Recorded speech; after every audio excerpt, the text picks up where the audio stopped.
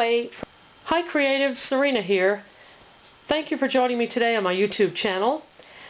Now I have been away from filming for a while because I started a new job, which I absolutely love, and it does keep me busy. I work 12-hour days, 4 days on, 4 days off, 3 days on, 3 days off.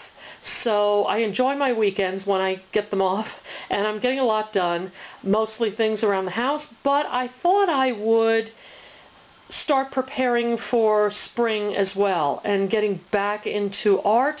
I'm going to try to force myself to do that. It's so easy to get caught up and not keep up with your art, but I'm thinking in terms of plein air painting and sketching outside, which I'd like to get into. So I bought a few sketchbooks for that reason.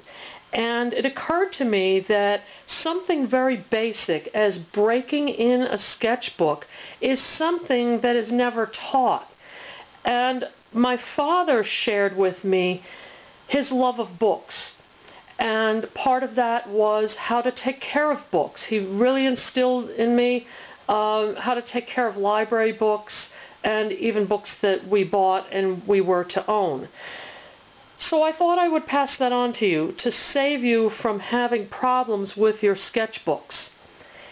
There's nothing worse than spending all your time putting down beautiful paintings or drawings in your sketchbook and then having the binding crack.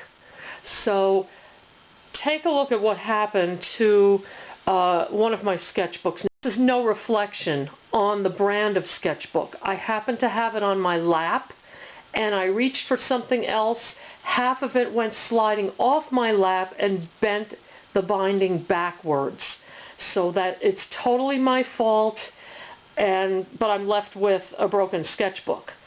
Now hopefully that's in focus, but you can see right along here what happened to my sketchbook. The binding went backwards, which is something you never want to do with the sketchbook, and that's the end of that. It's still usable. It didn't fall apart completely, but with a lesser brand sketchbook, I'm sure the pages would just be dropping out. So I want to prevent you from having that problem. Let's take a look and see what you should do to avoid this problem. First of all, as a side note, the sketchbook I just showed you is a landscape format. It's wide, and I don't particularly like landscape formats, but because unless you're actually drawing a landscape or something where you need something long, it's maybe better to have a more square format, or one, like if you can see this, that may be bound on the side, the long side, rather than the short side. But anyway, this technique will apply for anything.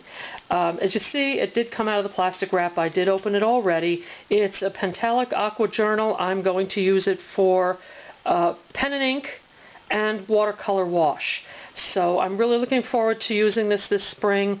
It came highly recommended, but because I spent quite a bit of money on it, I don't want to ruin it. And here's how you can break in your journal without ruining the binding.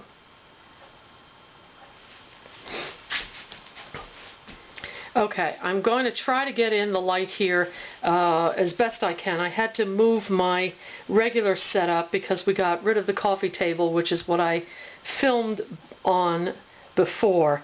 And I'll try this. I know the lighting isn't the best today. It's very cloudy, and I'm in a north-facing window, but let's give it a go.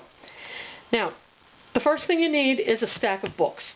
Doesn't matter what kind of books, or a stack of something. Even a box will do. If you have a box of anything, just go ahead and put it next to you. What you want to do is take your journal and you're going to support it with one hand and use the stack of books to support the pages. So you're just going to open it a little bit. Okay? You're just opening it a little bit. And I've already done this a little bit with this book, but then I backtracked thinking other people may benefit from seeing this. So just go through all the pages And what you're doing is working all the way to the base of the binding.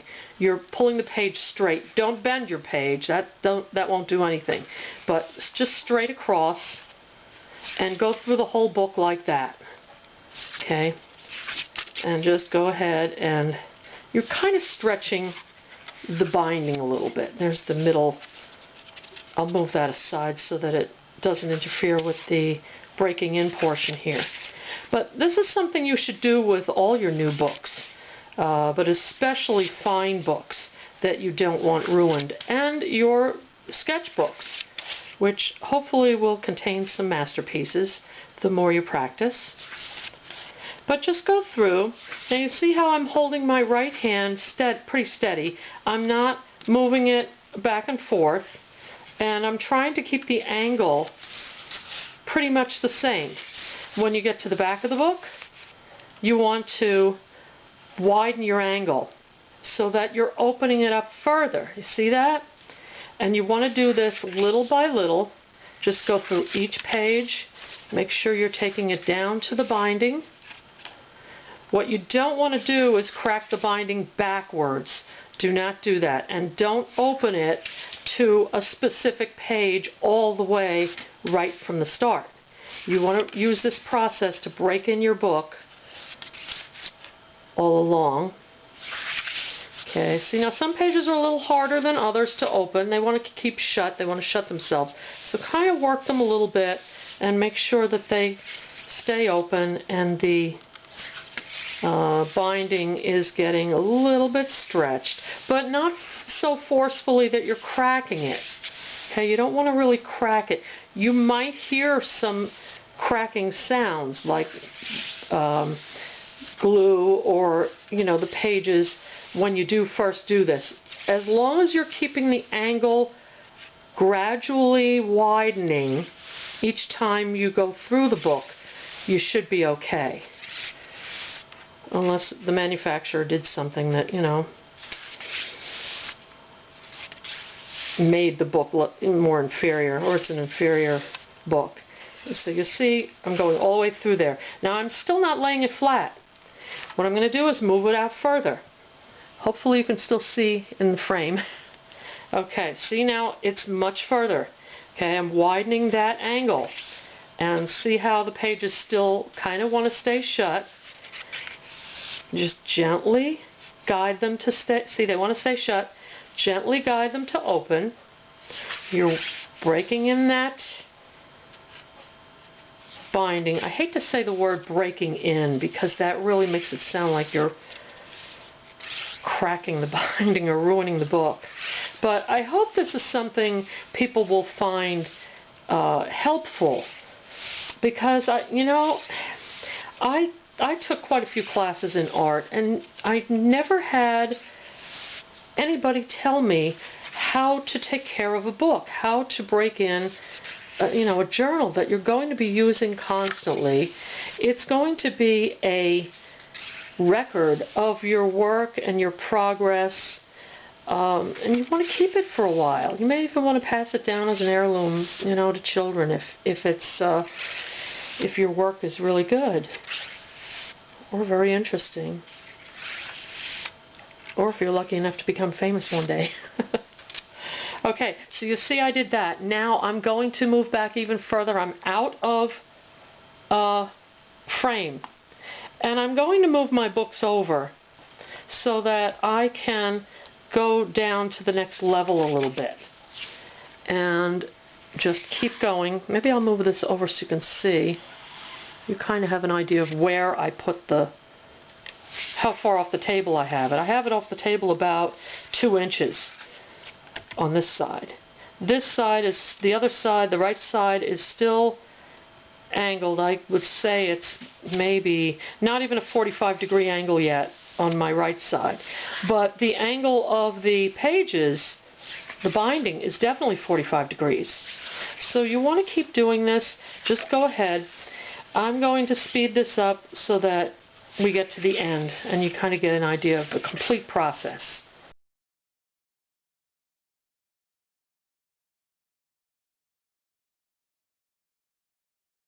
Now I'm getting rid of the books completely, and just letting the weight of the page pull itself down. It's almost flat.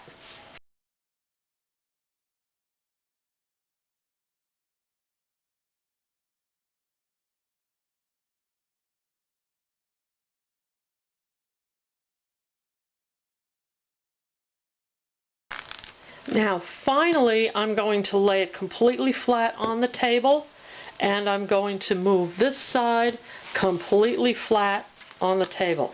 This notebook or journal is meant to lay flat. It is a quality journal, so I shouldn't have any issues with it, but I'm going to complete the breaking in process this way by holding it completely flat.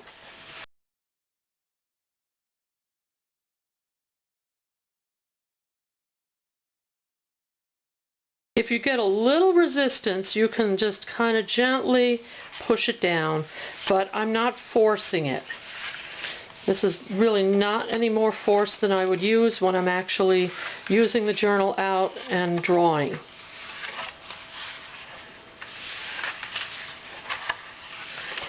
And there you have it. That squeaked because this little label was in the binding, not because the binding was ruined. But there you have it. I've broken in my book and my sketchbook, and it's now ready to use without any worry of the binding cracking prematurely. It did bend a little bit, as you can see, but I can move that back again into shape. Again, a quality book will let you do that. And I'm really looking forward to using this. But now I know I can use it with a clear conscience that I'm not going to ruin my beautiful work. I hope you enjoyed watching this video. I hope it helped you and that you'll apply this technique to breaking in your journals. Hit that like button. Don't forget to subscribe, and I hope to see you again soon.